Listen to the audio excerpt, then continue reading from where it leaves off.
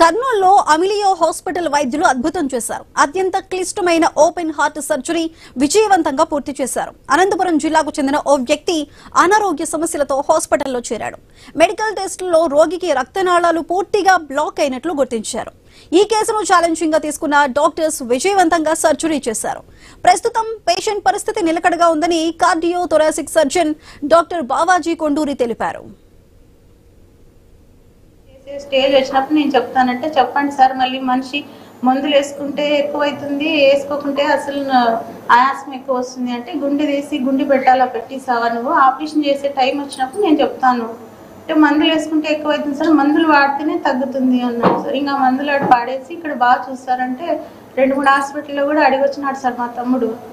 అడిగితే అది చేయమన్నారు, చాలా తక్కువ, ఇది హార్ట్ తక్కువ కొట్టుకుంటుంది అన్నారు.